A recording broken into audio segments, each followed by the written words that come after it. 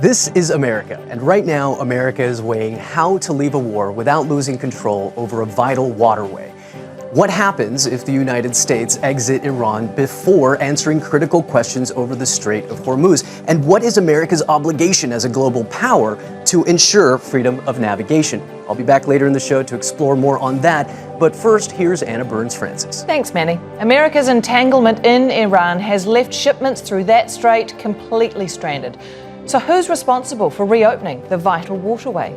In a moment, we'll be joined by Kimberly Halkett, who is live at the White House today, and Richard Gaysford is live for us in New Jersey. Because America's war with Iran has been going on for more than 30 days now. Last night, the president took to the national stage with an address many expected would shed new light on where he saw the conflict going.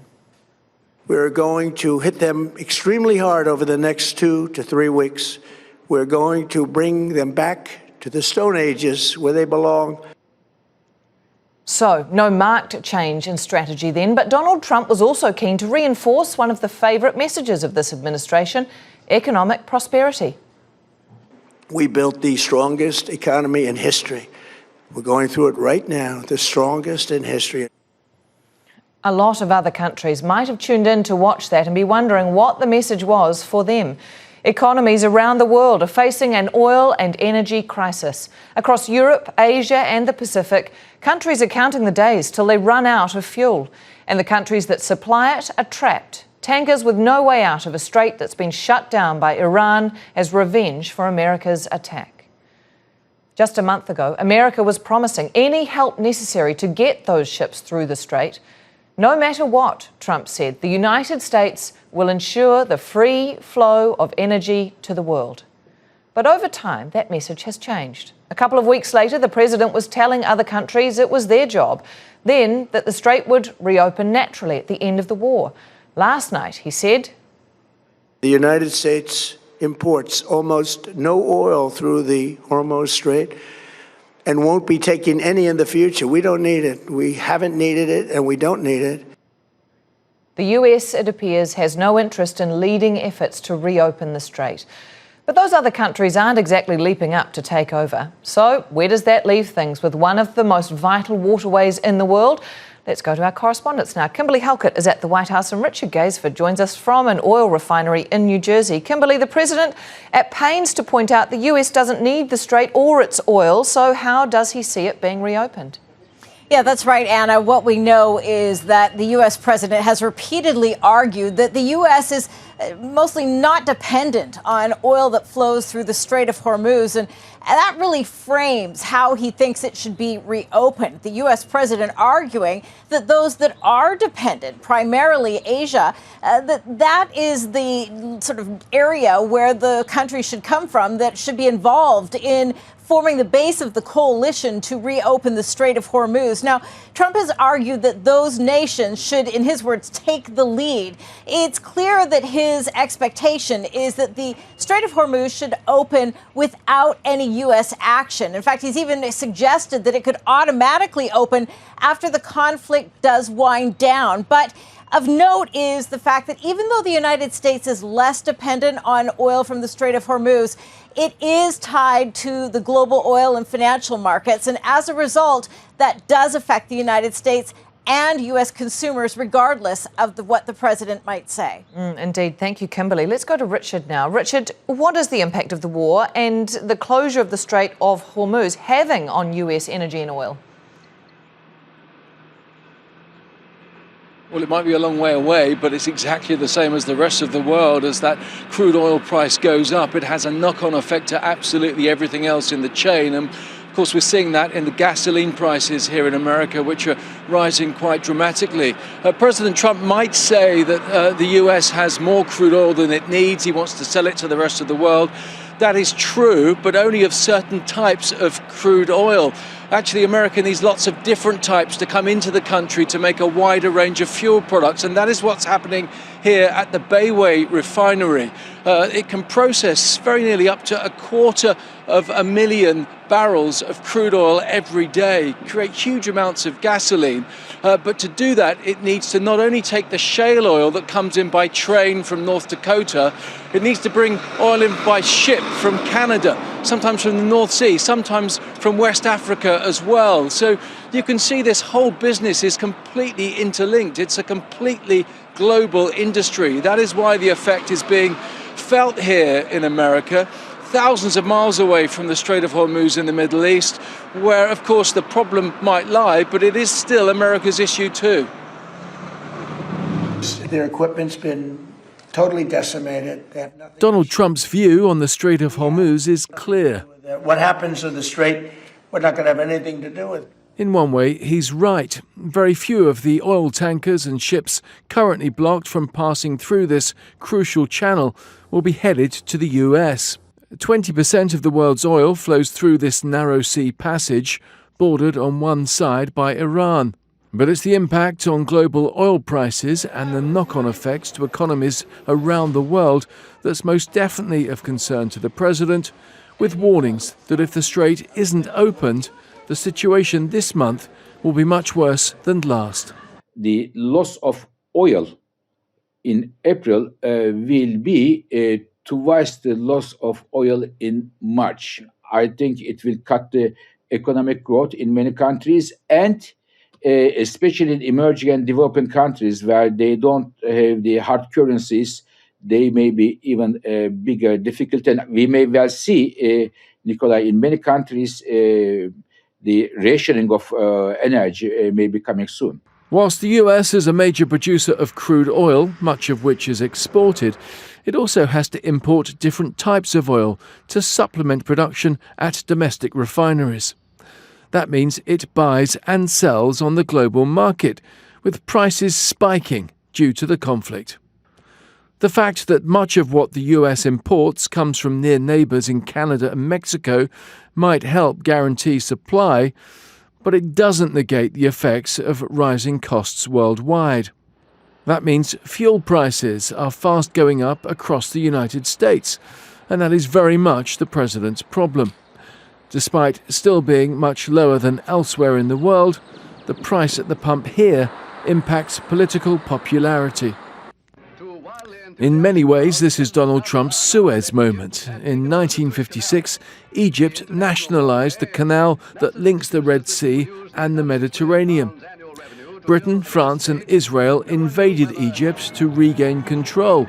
Despite their military success, they were forced to withdraw after pressure from the US and Soviet Union. It weakened their global influence. And maintaining global influence will be key to a president who, despite his mantra of America first, still wants his country to be the leading world power. Richard Gaysford, Al Jazeera, New York.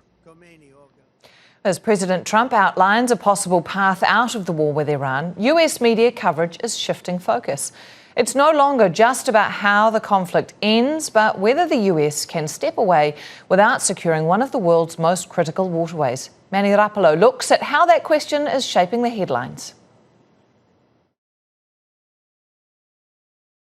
U.S. news outlets are not just asking how this war ends, but whether the U.S. can walk away without controlling the Strait of Hormuz. Let's start with how some outlets are framing the president's exit strategy. Here's the Washington Examiner. Trump lays out exit strategy for Iran war: just pack up and leave. The reporting goes on to say, after considering the various unpalatable options for using military force to take control of the Strait of Hormuz, Trump decided there was no need to do anything. The strait, he says, will just open up by itself. Let's hop on over to CNN. This was just after President Trump's national address on Wednesday night. Let's take a listen to this exchange. The other thing here is the Strait of Hormuz. The president seemed to back up and confirm reporting there that he's not interested in the United States having control of it or having that settled if the United States does end this war. If Iran comes out of this controlling the Strait of Hormuz and being able to meter ships that go through there and taking a cut of every ship, they're going to make hundreds of millions and billions of dollars. So that, if that is the outcome here strategically, that is not good if our objective is to contain Iran. That reporting captures a growing concern in the U.S. media that exiting this war may not necessarily mean resolving the question over the Strait of Hormuz. And that points to something else very important: a shift from maximum pressure to a message of self-reliance directed toward U.S. allies.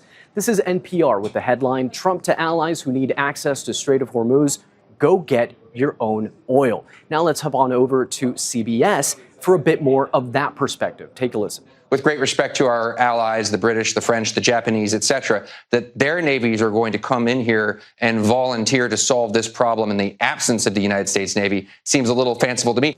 In other words, U.S. allies may be on their own, which brings us to another theme, the potential end of the United States' historic role as the global protector of freedom of navigation. Let's hop on over to MS Now. This is Mika Brzezinski. Have a listen. As more than 30 countries will meet virtually today to discuss ways to get heavy traffic moving again through the strait.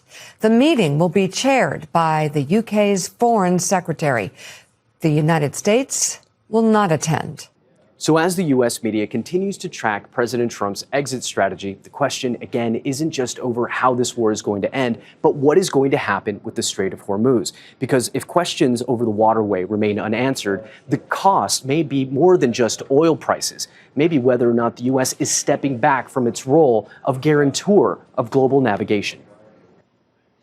In the studio to discuss this crucial issue with us is Tom Davis, a former Republican congressman, and David Hale, former US ambassador and Undersecretary of State for Political Affairs. Thank you both for joining me today. Tom, I'll start with you. Is the US responsible for getting the Strait of Hormuz reopened? Well, I think we bear some responsibility for starting this, with Israel starting this in the first place. That doesn't mean we have to do it all by ourselves. I think it's going to take a coalition of some kind to get it straight. But sure, we bear some responsibility. Probably there the answer was not what I was expecting, David, because we have seen clearly a message from the administration that they don't believe that they should be taking the lead in this, at least, and there's no guarantee that they will take part in reopening the strait. How do you see that obligation playing out? Well, I think there's more than one way to go about this. And what we're seeing with the British initiative that was referenced is that there's a coalition of producers and consumers who are recognizing that it is in their interests to make sure that once the American military operation is over with, that they're doing what they can to keep the straits open at that stage. And so it may be better that the U.S. isn't in the leadership role. That's actually an interesting point. The problem will be this still has to be in conjunction with the US because there is an ongoing military operation in that area. Well, the question was, do we bear some responsibility? And the answer is obviously, because we helped start this conflict. Do we need to control it? Do we need to be part of the solution? Do we need to lead? That's entirely different. And I think that we'll see where these negotiations come out and how the continued war effort in Iran goes. You don't think the US should be leading the effort? Well, I think we'll be a strong part of it. Why not lead? I think let's see what the international crew, if we can get out of it and let somebody else take control over there, more power to them. Why put our ships in harm's way over the next 6 months if we've resolved the Iranian situation? Okay. Do you see an argument there, if I can pick up on that point, David, why put US ships in harm's way? There will be some of those countries who are sitting back at the moment saying, why would we put our ships in harm's way? I think that, again, their interests dictate their actions eventually. And it is in the interest of every economy that is of any significance to help make the straits open. The point I think it's worth focusing on is that many of these countries do not want to be associated with the ongoing campaign against Iran. That doesn't mean that they won't want to be part of a coalition that deals with the aftermath effectively. And the United States can and should be part of that as well. But it's a question of sequential behavior. Yeah. With or without America's involvement, the president has made it quite clear he expects other countries who rely on the energy supplies produced in the Gulf to take on a role in reopening the strait. The countries of the world that do receive oil through the Hormuz Strait must take care of that passage. They must cherish it. They must grab it and cherish it. They can do it easily. We will be helpful, but they should take the lead in protecting the oil that they so desperately depend on. So, David, what should those other countries be doing?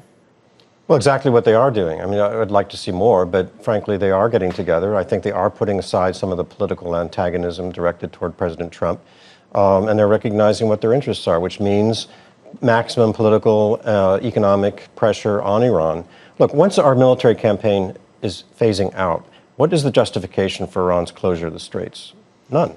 And that is going to be the point that's going to bring this coalition against Iran to be effective. It's the fact that even China, in the initiative, the 5-point initiative with Pakistan, was focused on maintaining the free flow of navigation through that strait. that will put enormous pressure on Iran, and I think we can look to other countries to help greatly with that. Okay, I do want to get to that in a moment. Of course, as you saw and have mentioned, the UK Ministry of Defence has announced there will be a meeting of military planners next week to discuss viable options, was the phrase used, to make the Strait accessible and safe. Now, that doesn't use the words open, and the word viable maybe is you doing a lot of heavy lifting there, Tom. No presence of the US. What does a viable option look like without the US there at the current moment? Well, first of all, I think we need to see what the U.S. does to continue to degrade Iran's efforts to do anything there. And the Houthis. Taking down Iran's ability to hit those areas, I think, is very, very critical to making this work. At that point, they could put their ships through there. There can be some takeover of parts of Iran, some of the islands there to try to ensure passage.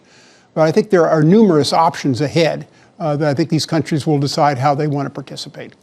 I may be backtracking a bit here, David, but can we talk about this a bit more? The countries that are expected to take some role in reopening the Strait, they didn't start the war. They certainly have refused to be, by and large, certainly not directly militarily involved in the war. And I accept that obviously there is some benefit to them, quite a lot of benefit to them in terms of energy and fuel resources. But is there a risk here that they are being asked to incur some kind of military loss, huge economic cost, perhaps even lives lost, should they head into that area while it is still potentially quite fraught with Iran's possibility of reigniting the conflict? Well, a lot of hypotheticals there. Sure, I also, but not unreasonable necessarily. No, but they have a lot at stake as well. And frankly, what we're seeing is there was a shadow hanging over all of us, including the Gulf Arabs. It was called the Iranian terrorist threat. We're now seeing what they potentially could do. So we have a president who's taken steps that no previous president was willing to take to change that equation. And I think once we're done with the intense military part of this, other countries can step in and help us out. I don't think the United States is going to be able to be completely absent from that. The value of our intelligence, our political relationships, our communication skills, economic things we can do directed toward Iran will all play part of this in pressuring them to do the right thing or the necessary thing. The closure of the Strait of Hormuz, of course, presents another worrying concern, the potential for other nations to unilaterally close vital waterways, something the Secretary of State is acutely aware of. Not only is the sovereignty over the Strait of Hormuz not acceptable to us, it won't be acceptable to the world. No one in the world can accept it. Number one, it sets an incredible precedent. So this means that nations can now take over international waterways and claim them as their own. The United States could do that now. All right, Tom, is this another Suez Canal? I don't think so. I think it's going to be resolved shortly in the next couple of months. But continuing to degrade Iran is a critical part of this, getting international forces or ships in there to ensure that the straits are free and clear, I think is a part of that. And I think it's all in the doable range. Just remember this, sooner or later, Iran was going to get a nuclear weapon. And at that point, some of these European countries could have been the targets as they put these long-range ballistic missiles in there. So I think this was going to happen sooner or later, and I think the president felt this was the right time. Okay. David, can I ask you, and I'm sorry to keep putting these hypotheticals to you, I'll apologise in advance, but what is the risk that other waterways become subjected to this kind of conflict chokehold? And I'm thinking, a portion of the South China Sea or a Northwest Passage type conflict. Right, it's a lesson to all of us, and that's why certain principles need to be laid down, and because the Straits of Malacca is one example. There are a dozen places around the world you can pinpoint where it's not just energy, but basically international trade is primarily shipborne.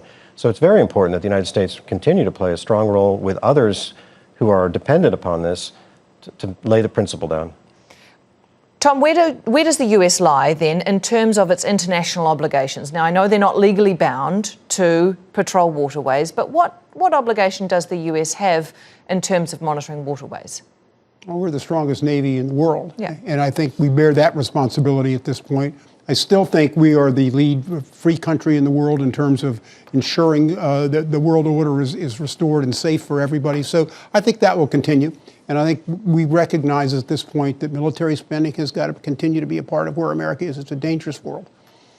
All right, the UN has also heard from Gulf leaders who are, of course, primarily concerned with the ongoing disruption to their economies and main trade route.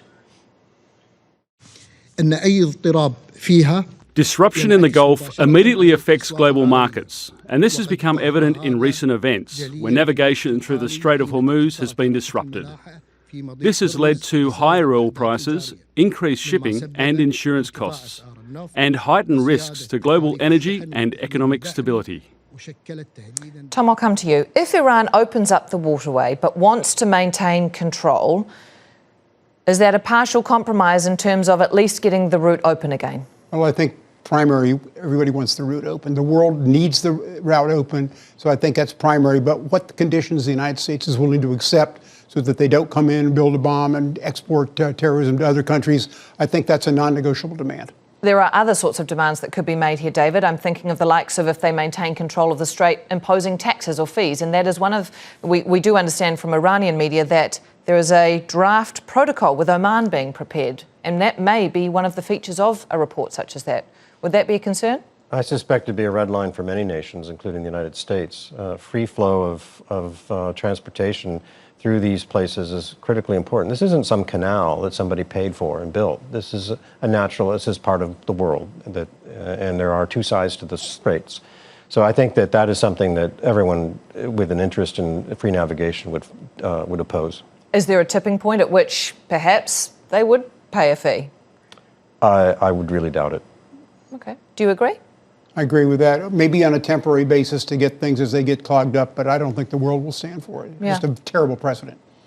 The US does still get around 10% of its energy from the region, but the president was at pains to point out in his address that supply is not an issue. Remember, because of our drill baby drill program, America has plenty of gas. We have so much gas. Under my leadership, we are #1 producer of oil and gas on the planet, without even discussing the millions of barrels that we're getting from Venezuela. All right, David, I'll come to you. Is the US going to write off that supply from the Gulf? I think that's a short-sighted approach. Energy markets are interconnected. It's a fungible commodity.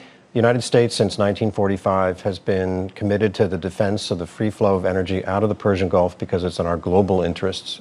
Even back then, we were energy independent. We are again, which is good, and the president's right. That gives us certain strengths, but it doesn't make us immune to the consequences of turbulence there. Tom, do you agree with that? I agree. It's priced globally, so any hindrance of getting that into the marketplace is going to affect prices here, particularly going into an election cycle. He seems pretty determined, though, that the US does not need anything from that region at the moment. Well, I think we want their support, but if we have to go it alone, I think he's made it clear we're willing to do that with Israel. Yeah, there's been a lot made of US domestic production, David. Do you feel that is a message meant to reassure the public, even if it's perhaps a shifting picture at times? Partly, but I also think it is, as Tom's, I think, alluding to, it's meant to put pressure on others who are even more dependent on energy from the Gulf to step up and play a role here, even if it's not to join the campaign this moment, to help us with the long-term consequences. All right. Can we look at what any withdrawal from the conflict, where do you see that immediately having an impact on energy prices and stability of the market? Well, I think once the straits are opened up, I think it will take some time, but I think oil prices go down. And that's important for domestic American politics. I don't think the president's going to make his decision on what's good for the Republican Party per se, but I think everybody understands that oil prices, gas prices are something the American voters see viscerally and has an effect on their voting behavior in November. So we're eager to get the straits reopened as quickly as we can. Yeah. The United States' own energy secretary doesn't seem too concerned about any immediate impact on America's capacity to produce or export oil. I mean, markets do what markets do. Prices went up to send signals to everyone that can produce more, please produce more. The prices have not risen high enough yet to drive meaningful demand destruction, but Americans and energy entrepreneurs around the world are ingenious. So things are being done. All right, David, things are being done. Do you feel confident in that message? Look, I'm not an expert on energy markets, so I have to defer to them. But I do think that the duration of this campaign it will end, and markets will reestablish a balance. All right, Tom, any final thoughts? No, I think everybody here is hopeful this can be resolved, but I don't think the president's going to withdraw until we can make sure Iran can no longer export terrorism and doesn't have nuclear capability. The Strait might be closed for a while to go. No. All right, Tom Davis, a former Republican congressman, and David Hale, former US ambassador and Under Secretary of State for Political Affairs. Thank you both. Thank you. That global traffic jam in the Strait of Hormuz is also centre stage online. Americans at home have been feeling the economic weight of the conflict and wondering what their president is willing to do about it. Alex Baird has been following the conversation. The world's economic choke point, the Strait of Hormuz, and the world watching Iran's chokehold online. Trump had been navigating how to force that open, but now increasingly he's leaning back. When this conflict is over, the Strait will open up naturally. It'll just open up naturally. Pulitzer Prize winner Anne Applebaum hearing echoes of his comments on COVID. One day, like a miracle, it'll disappear. Iran's military reminding Trump that any dreams of controlling Hormuz will be buried together with the US. AI videos like this doing the rounds in millions. Club Hormuz closed to the president. Iran allowing only the tankers of a very select few nations through. And maritime hawks watching those movements and lack thereof in real time. Professor Robert Pape saying despite Trump's projection of strength, Iran's power over the global economy won't suddenly disappear with some choice words. Going to bring them back to the Stone Ages where they belong. That speech from the White House on Wednesday night in D.C. dismissed by Democrats. Senator Chuck Schumer saying, has there ever been a more rambling, disjointed and pathetic presidential war speech? One of America's greatest blunders. But Secretary of State Marco Rubio sticking to his president's guns, quite literally, peace through strength. Despite that fatigue is starting to show. Even conservative heavyweights getting tired of that saber rattling. The executive producer of The Charlie Kirk Show saying, it's time to go home, let's declare victory and leave. Alex Baird reporting. That's all from the team here in Washington, D.C. On This Is America, we'll keep following the decisions that shape the US and influence the world. If you want to catch up on this episode or previous ones, head to our website, aljazeera.com, or check out our YouTube channel. For now, we'll hand back to Al Jazeera's global headquarters in Doha for more coverage of the Iran war, as well as a full update of the rest of the day's news. Thanks for joining us.